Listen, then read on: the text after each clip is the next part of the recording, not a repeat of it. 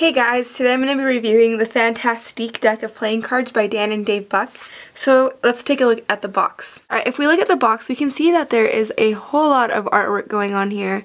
It says Fantastique right there, and then there's like some swirls and stuff coming from off of the F, and then the letters are very nice, like very artistic looking, and then we have some more of those swirls coming out. This clown guy here, he's like blowing out of a trumpet or something, and it's just like coming out, a bunch of like swirls and stuff coming out of it. And there's this other one juggling right here on a bike, and then in the background here, they're like on this big hat. You can see that hat extending to the top, and the Fantastique goes across there.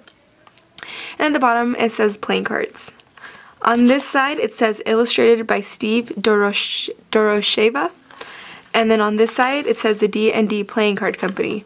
On the bottom, it just says D&D, and we have some copyright information, and it says who it was inspired by and everything. At the top, it says playing cards. There is no seal. This is the back design, by the way, but I'll get more into that in a little bit. And there is no seal, but it does have another little clown face right there, and that is the box. So the back design has a lot of art on it. We have three men on bicycles, and they're all connected here. This man, he's holding a drum, he's playing the drums, and he has a hat, a bird like on his head, and it's like about to eat this woman that's being sawed in half by this guy who has a tree coming out of his head, and then the other half of her is being eaten by the other man's bird head or whatever.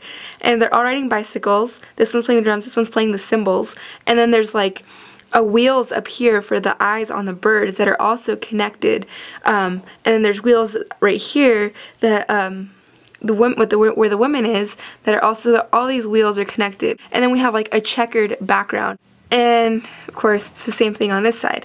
And what's really cool about these cards is that they're like a flip book. If you flip through, you can see the tree in the man's head, on the man's head growing and sawing the woman, and she gets eaten by the bird.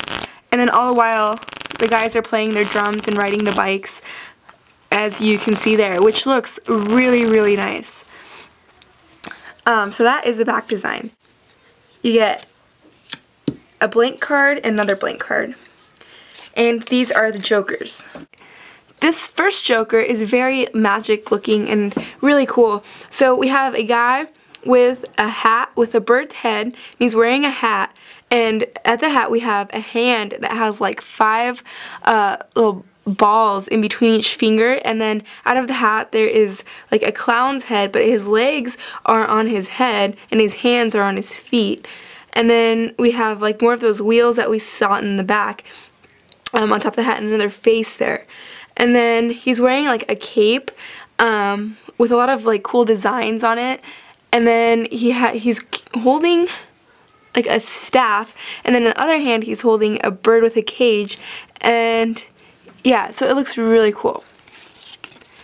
Okay, and then the other joker just says joker, but we have like some clowns in every one of them, so they're like forming the letters right there. So that looks really cool.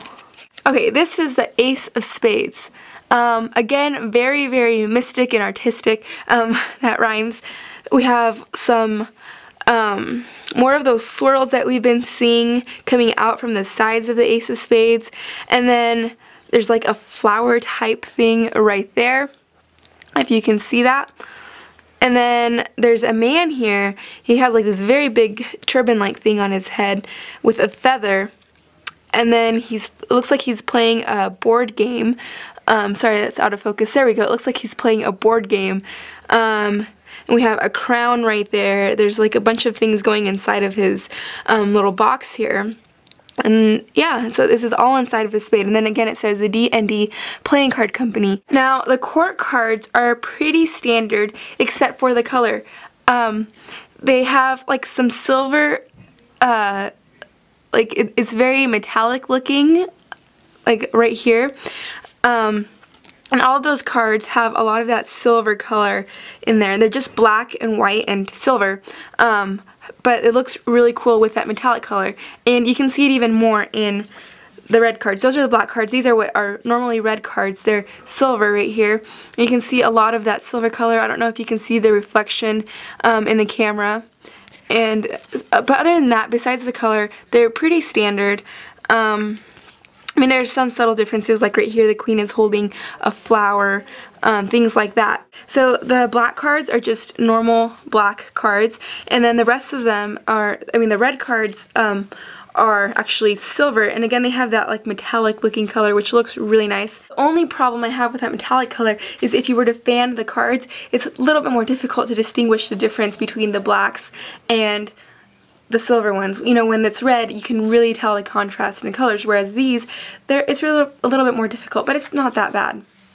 So speaking of fans, these cards fan really, really nicely, and you get a cool design when you fan them. These cards also dribble well, and I haven't really broken them in, but they do spring pretty nicely. Usually get better springs when I have broken cards in. They spread nicely and they look good when you spread them. I'm not very good at giant fans, but if I were better, you could see how cool a giant fan would look with these cards. Obviously, I'm like dropping cards all over the place, but if you're good at giant fans, I'm pretty sure you would enjoy doing some giant fans with these cards. I don't know if I would actually use these cards for magic because every card is different. People would probably start noticing, you know, that this card has like a really tiny tree, and this card has a big tree, and this card still has part of the woman, and this card doesn't have the woman at all. So I don't think I would use them for magic per se, but they're really cool for flourishes. I'm not much of a flourisher, but they are cool for flourishes. It looks really nice. So I would use them for that if you like to flourish. And if you're a collector, this is definitely a deck to add if you don't have it already.